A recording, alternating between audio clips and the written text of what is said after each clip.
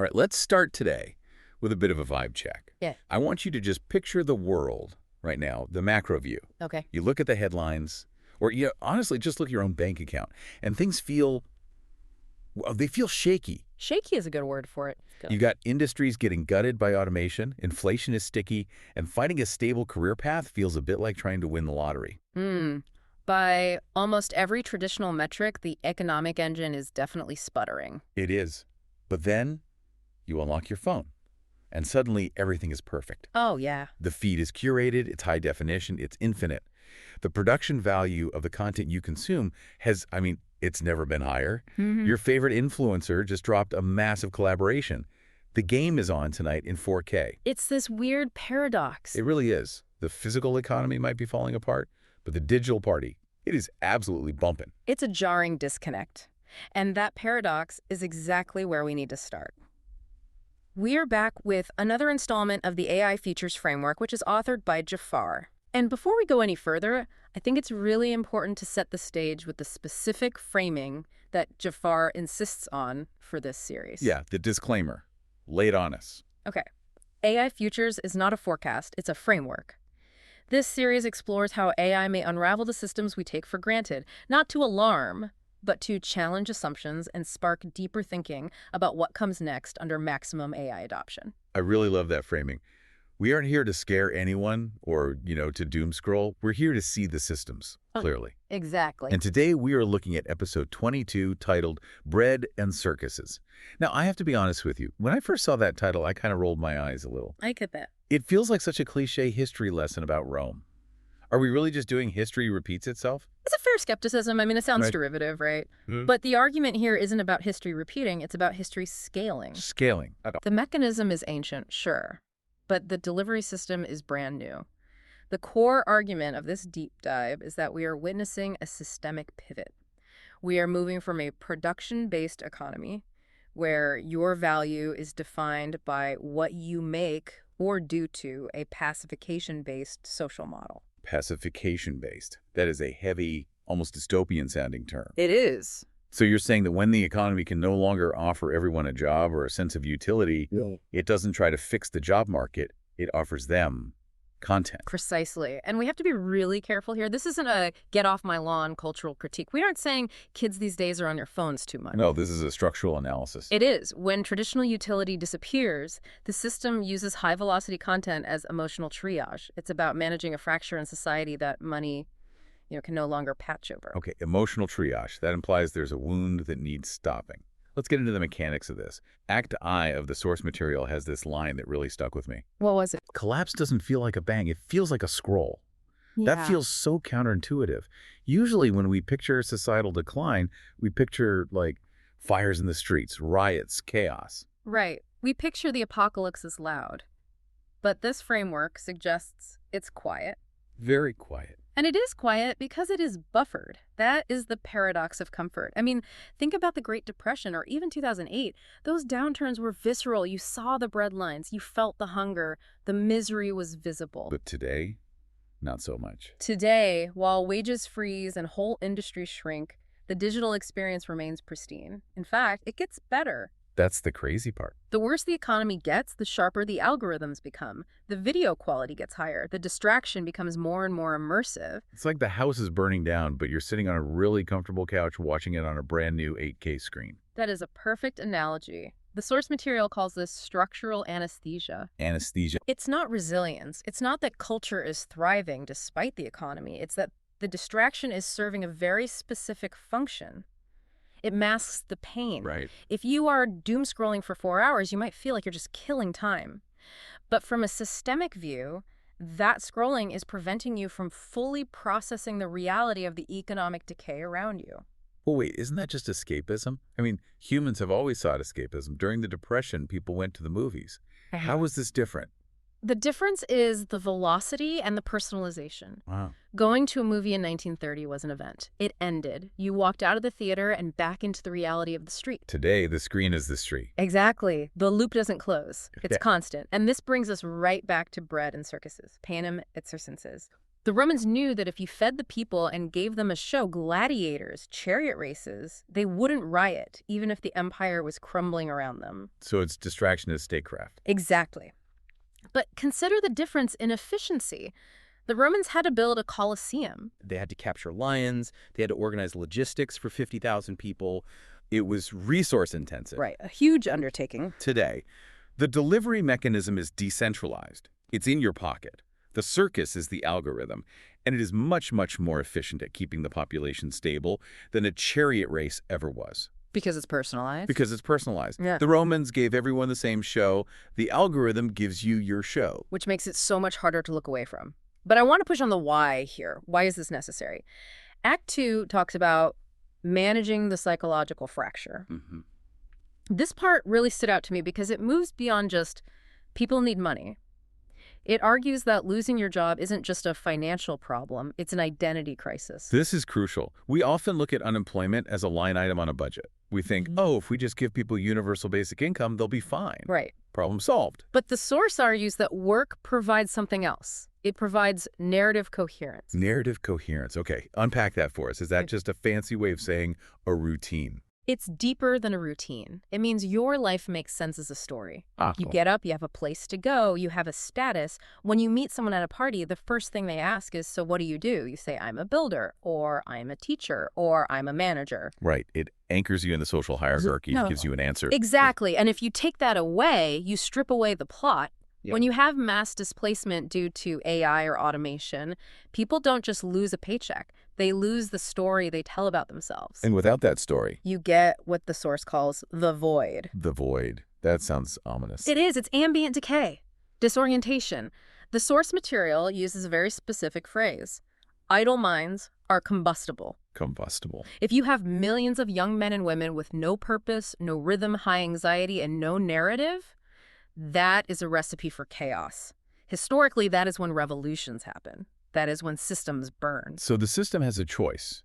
It can either try to fix the economy, which might be impossible in an AI-dominated world where human labor is just less valuable, or it can prevent that combustion. Correct. And to prevent that combustion, the system pivots to pacification. And let's be super clear, we aren't talking about a conspiracy theory. No. It's not people in a dark room plotting this. It's a structural response. It's social containment. So governments might incentivize creators, corporations ramp up content production, platforms optimize for engagement. Exactly. Not necessarily to brainwash people, but to fill the time void, to keep the entropy low. It's almost like if we can't give them work, we have to give them a hobby. But a hobby that consumes their entire attention span. When people stop making things, they start consuming themselves. That's the line from the notes. It prevents the ignition of unrest by keeping everyone occupied with a personalized feed of fiction. It is simply the path of least resistance for a system under stress. And that brings us squarely to Act 3, precision-delivered distraction. This is where AI plays a double role, isn't it? It's both the arsonist and the firefighter. It's the ultimate irony of this AI future. On one hand, you have AI models, LLMs, Yeah. robotics, that are the very things displacing the worker. They're removing the economic value of human labor. Okay, right. But then, those same technologies are used to generate the content that keeps the displaced worker occupied. So the AI takes your job, but then says, hey, don't worry, here's a perfectly curated stream of videos Yes. exactly tailored to your sense of humor to make you feel better about it. Precisely. And it's not passive like the old days of television. That's the key difference here. Also, TV was a broadcast. Everyone watched M*ASH or Seinfeld. It was a communal experience, sure, but it was one way. This is the loop. the loop. AI curates streams and crafts dopamine feedback loops specific to you. It shapes parasocial relationships with influencers and avatars. Parasocial relationships, that's where you feel like you're genuinely friends with the person on the screen, right? Even though they have no idea you exist. Yes. And in a world where your actual social circle might be shrinking because you don't have a workplace to go to, no water cooler, no team lunches, those digital friends become vital. The AI knows this. It optimizes for it. It's replacing producing value with consuming content. Yes. The source material had this really biting observation about the mindset shift. It said, we stop thinking of ourselves as unemployed. And start thinking of ourselves as catching up on shows. It frames the idleness as leisure. It reframes uselessness as entertainment. The goal of this content, structurally speaking, is to stop you from asking difficult questions. Of course. If you are busy fighting in the comments section of a viral video, you aren't asking why your industry just evaporated. You aren't asking about the structural integrity of the economy. You are occupied. You're consuming yourself via the infinite scroll. That's bleak. But I have to ask, is it just TikTok and Netflix? Because Act 4 brings in the big guns, the modern gladiators. Sports, mega events, the Olympics, the World Cup, the Super Bowl. Now, hold on. I love sports. I watch the big games every single year. Don't ruin sports for me. Are you saying cheering for my team is just another form of pacification? Look, sports are great. I watch them too. But we have to analyze the function they serve in this specific economic context. Okay. As the workplace vanishes, the workplace community vanishes. We used to get our sense of team and victory from our careers. We landed the account, we built the house, we solved the problem. That feeling of a win, of agency. Right. When that's gone from your daily life, where do you get that feeling? You get it when your team wins on Sunday. Exactly. Oh. Team loyalty fills the social vacuum. But the source defines this as something very specific. Emotional outsourcing. Emotional outsourcing. That's a fascinating term. It means you are outsourcing your need for victory to a group of athletes you've never met. You stop building your own life and start living entirely through the victories of others. I think we've all seen that. I mean, people whose entire week is ruined if their team loses. It feels disproportionate.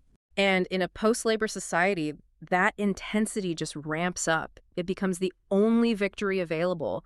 The source calls it the gladiatorial theater of capitalism. Wow. We cheer for scripted or managed outcomes because we have lost agency over our own lives. We mistake consumption for participation. Right. We think because we are watching and cheering, we are part of the action.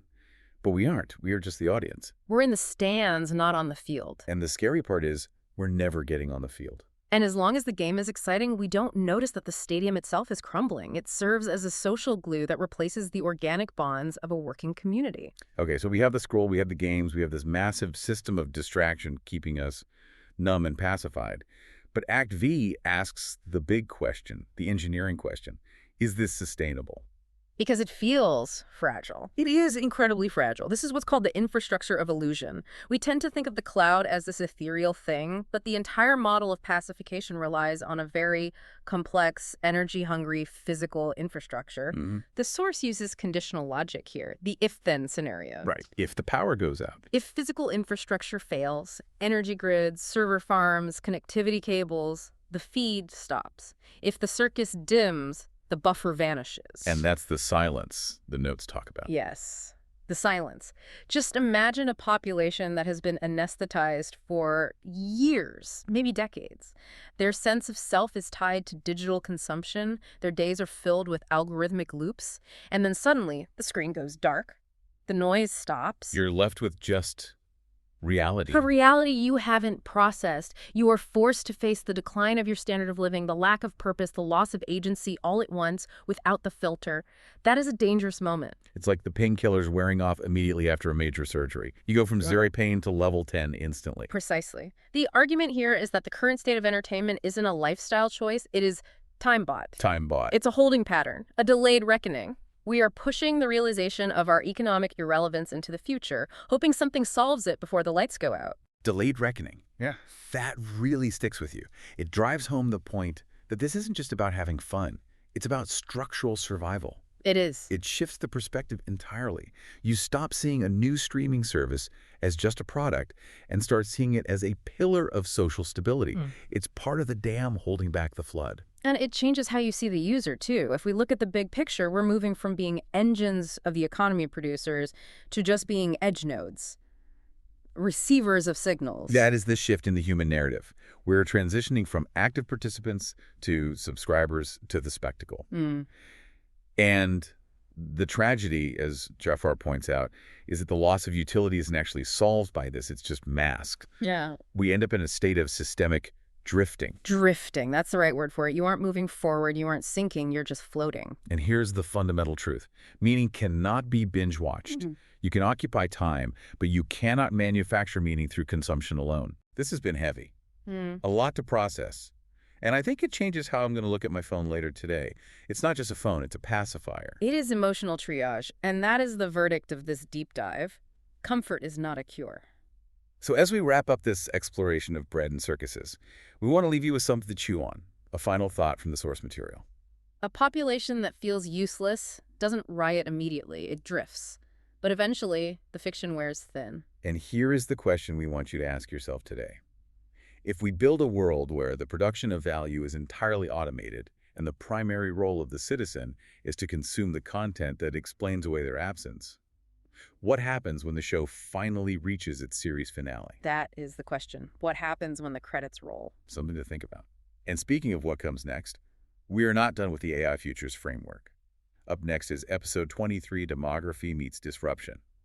We're going to look at the collapse curve. That is where aging populations collide with AI displacement.